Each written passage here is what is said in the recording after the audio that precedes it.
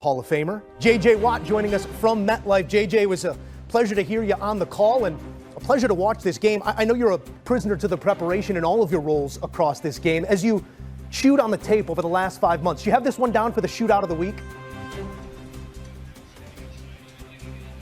I definitely did not have a final like this one. I didn't have over 60 points being scored, but I'm sure glad it was. What a treat it was. What a game for week one.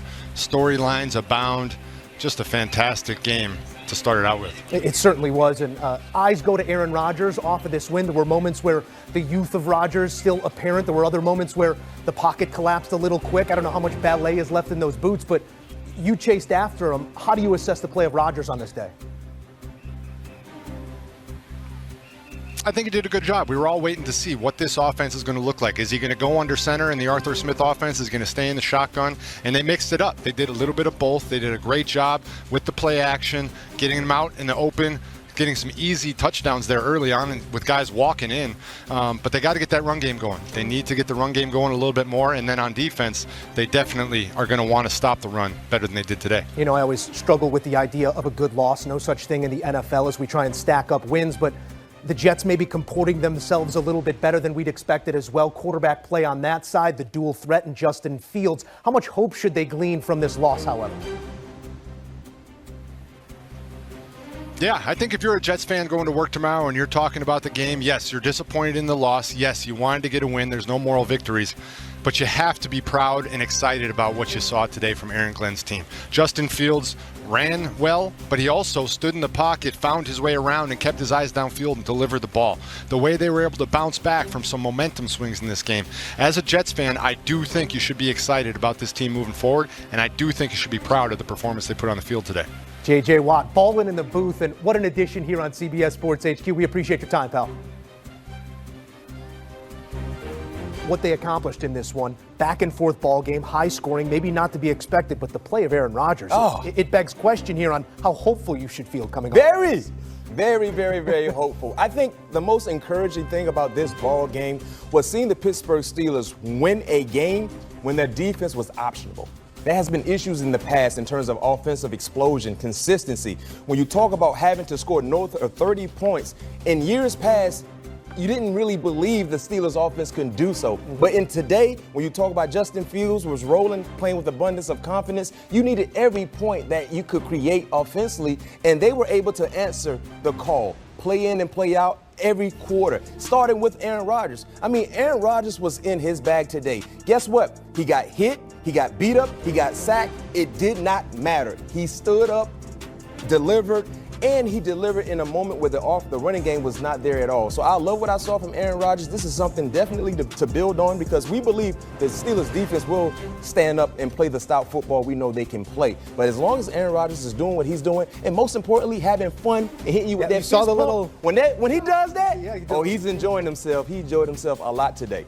No doubt about it, man. You spent time in Pittsburgh. Yep. I spent time in Pittsburgh. You spent time with Mike Tomlin too, huh? No question.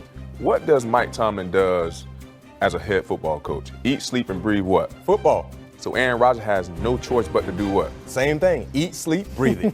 No doubt about it. So I think this is a great matchup, a match made in heaven for Aaron Rodgers and Mike Tomlin. Mike Tomlin, we all know what he has been able to do with the quarterbacks that he had in the past, and still being able to get his team to the playoff. Aaron Rodgers came in today with his first game throwing 4 touchdowns and 0 interceptions. Yeah.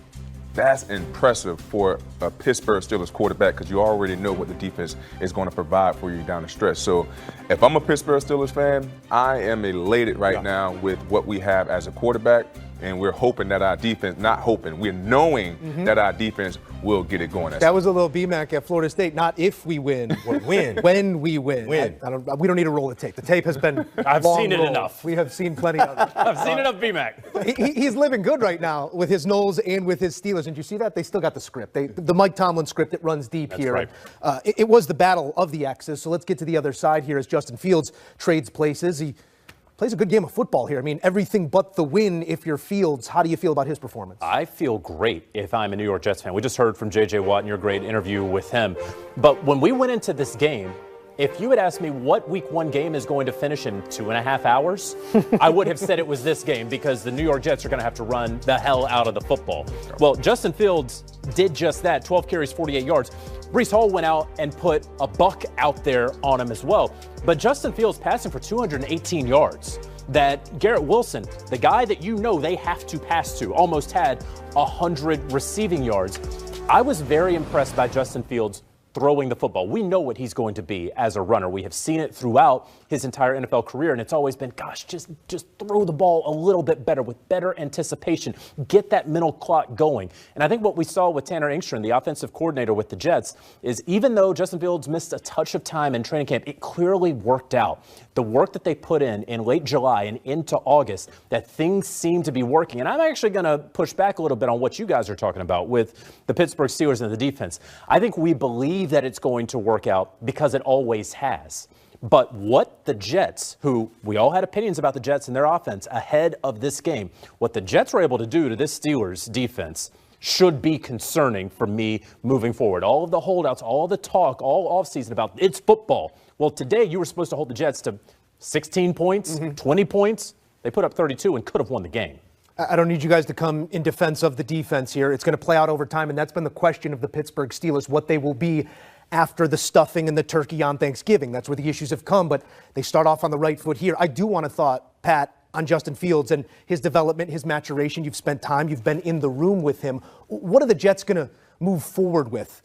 As JJ's saying, in the passing game, because so much is known already about his talent as a runner. Man, honestly, I was impressed on how they implemented the passing game for him. Had him on the move, moving the pocket a little bit, making the throws a little bit easier for him so he didn't have to break down coverages or go through progressions. So I thought that was huge for the offensive coordinator and Justin Fields moving forward. And also what really helped him out was the running game. Yeah. Hall running downhill the way that he was, keeping the defense, the Pittsburgh defense, on their heels. And when you have a balanced attack like that, that is the type of product that you can seemingly see time and time again when you have a balanced attack like the New York Jets did today. You try and define your goals. If you're the Jets or a team like it, there is a clear favorite in that division and the wild card spots in the AFC. Not spoken for, but we like to think we know some of those that will represent those positions as well, even in Week 1. It's a big win in Week 1 for Aaron Rodgers, who here in the year 2025, still spinning it at 41 years old, and he goes for a touchdown for each decade. 4 touchdowns, no interceptions, and walks out of MetLife in good health with a W. It's an interesting game today. This man is now healthy, and there he is in the stadium that was his own the last 2 seasons. There's Aaron Rodgers getting set to go, playing for his new coach, Mike Tomlin. And our Sal Palantonio just caught up with the coach as we counted down to kick off. All right, Coach Tomlin, Cam Hayward signed his contract, and you expect him to start and play. What do you expect him from, he's captain, team leader, all-pro player today? I expect from him what we've seen from him from a long time, over a decade.